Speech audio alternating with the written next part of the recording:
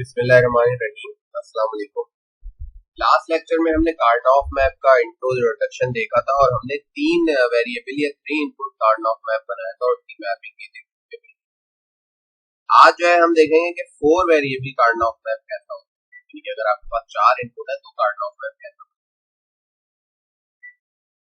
तो 4 वेरिएबल के लिए हमें कितने जो है सेल्स चाहिए होंगे? 16, यानी हमें 2 की पावर 4। इस तरह हम ट्रुथ टेबल में भी करते हैं कि नंबर ऑफ पॉसिबल कॉम्बिनेशन कितने पता है, 2 की पावर 4, तो ये बनते हैं 16। तो हमें 16 क्या चाहिए होंगे? 16 सेल्स चाहिए होंगे। तो हमने सबसे पहले 16 सेल ले लेंगे। अब क्योंकि जो है ये प्रॉपर 16 के लिए हम जो है 4 रो और 4 कॉलम बना सकते हैं, तो ये जो है 16 सेल्स का एक एरे बन जाएगा। तो ये एक स्क्वायर शेप, जबकि हमने लास्ट जो 3 वेरिएबल किया था वो रेक्टेंगल शेप में बन रहा था, चाहे आप उसका वर्टिकल बनाए चाहे आप उसका वर्टिकल।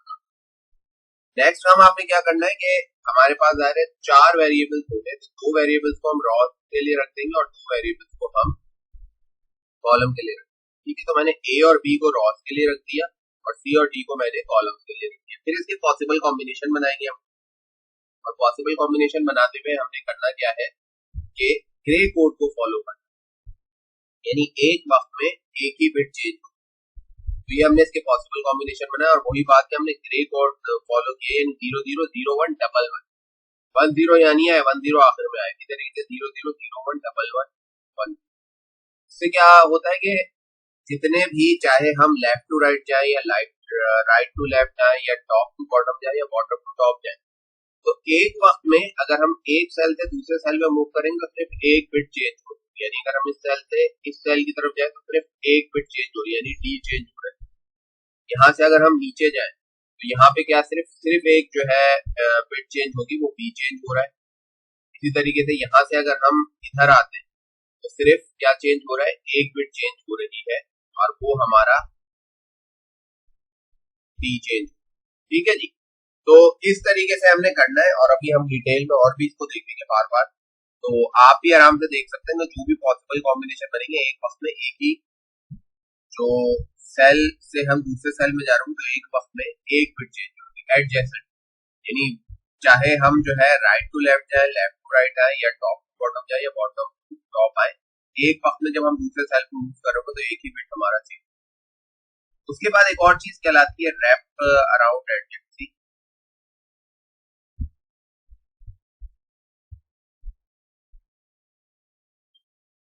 के लिए हमने क्या कहा था कि ये जो रॉ खत्म हो रही है, इसके बाद जो अगली रॉ शुरू होगी वो कौन सी हो जाएगी? वो यही वाली हो जाएगी।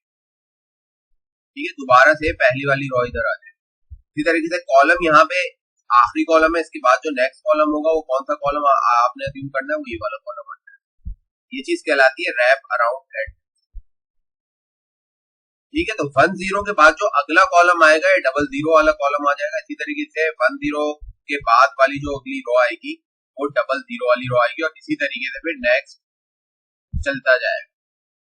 ठीक है, ये जब हम मिनिमाइज करेंगे किसी भी सॉफ्ट एक्सप्रेशन या पॉज एक्सप्रेशन को, तो हमने देखा था इसके बाद।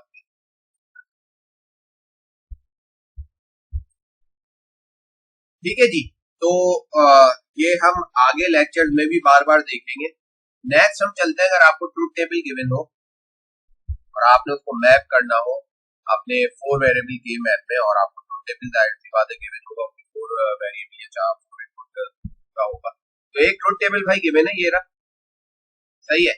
अब हमें इसको मैप करना है कार्नोफ मैप पे, तो वो कैसे करें? ठीक है, तो कर लेते हैं भाई। आप देखें यहाँ पे पहला जो इनपुट है वो क्या है? ए बी सारे 0 है, यानी 0000 यहाँ आ रहे हैं, 0000। और यहाँ पे जो आउटपुट आ रहा है वो क्या आ रहा है? वो आ रहा है 0। इधर नेक्स्ट हम है 0001, यहाँ पे आउटपुट क्या आ रहा है? 0। वहां पे भी हम ये करेंगे तो 0001 ये बनता है। यहाँ पे नेक्स्ट है तो 0010 0010। ठीक है, ये वाला बन रहा है हमारा। यहाँ पे आउटपुट क्या आ रहा है? 1 लिख दिया हमने। 0011 यहाँ पे आउटपुट क्या आ रहा है? 1 लिख दिया हमने। फिर हम आए तो 0100 01 ये रहा और 00 ये रहा, और यहाँ पे आउटपुट क्या आ रहा है? नेक्स्ट हमारे 0 1 0 1 0 1 और 0 1, यानी रॉ का 0 1 और कॉलम का 0 1 हमने देख लिया कि 0 1 0 1 पे भी आउटपुट क्या आ रहा है, 0 1 1 0 0 1 और 1 0, ये वाला आपका सेल नहीं है, ठीक है। तो 0 1 1 0 पे भी आउटपुट क्या आ रहा है, 0 आ रहा है यहाँ पे भी।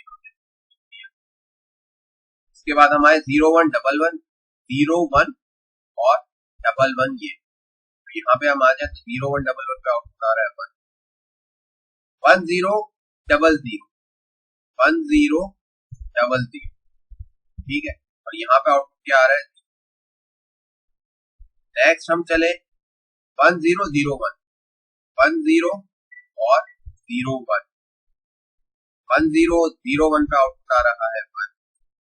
इसके बाद 1 0 1 0, यानी 1 0 ये वाली रो है और 1 0 ये वाला कॉलम, यहाँ पे आउटपुट क्या आ रहा है आपके पास 1 0 1 0 1 0। नेक्स्ट है 1 0 1 1 1 0 और ये रहा 1 1, ये वाला सेल आ रहा है 1 0 1 1 पे आपके पास आउटपुट फिर से क्या आ रहा है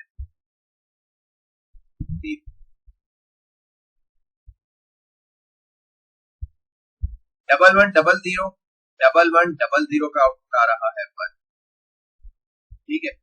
इसके बाद 1 1 0 1 1 1 और ये रहा 0 1, यहाँ ये वाला सेल बनेगा, 1 1 0 1 पे आउटपुट और आपके पास 1 आ रहा है 1 1 1 0 1 1 और 1 0, ये लास्ट वाला 1, यहाँ पे आउटपुट आपके पास 0 आ रहा है।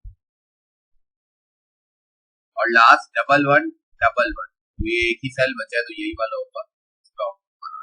इस तरीके से आप जो है मैप कर लेते हैं ट्रुथ टेबल से के मैप की तरफ, और ये आप देख सकते हैं कि सारे इनपुट कॉम्बिनेशन पे आपके पास आउटपुट क्या रहे आपको, और आपको हर सेल का भी पता चल गया, यानी कि ये सेल हमें बताता है कि जब सारे इनपुट क्या होंगे 0 होंगे, ये सेल बताता है हमें सेकंड सेल को, अगर हम देखें ए और बी की वैल्यू 0 होगी, सी 0 होगा और डी 1 होगा, इधर आए तो ए बी होंगे 0, सी और डी होंगे 1 1, इसी तरह आप सारे सेल्स पढ़ सकते हैं। इसकी प्रैक्टिस भी करिएगा, होपफुली आपको समझ में आ जाएगा, आज आ गया होगा। इसको एक बार दोबारा से प्रैक्टिस खुद से भी करके देखिएगा, ड्रॉ भी करके देखिएगा कि किस तरीके से आपने 4 वेरिएबल के मैप ड्रॉ करना है, और मैप भी करके देखिएगा कि ट्रुथ टेबल के मैप, यही वाला ट्रुथ टेबल भी कर सकते हैं, चाहे तो इंटरनेट से कोई सा भी ट्रुथ टेबल देख के या बुक से ट्रुथ टेबल कोई सा भी देख के आप उसको मैप पे मैप करके देखिए, ठीक है। तो होपफुली जो है आपको बातें समझ में आ गई होगी। थैंक्स फॉर वॉचिंग, अब मिलेंगे नेक्स्ट लेक्चर में।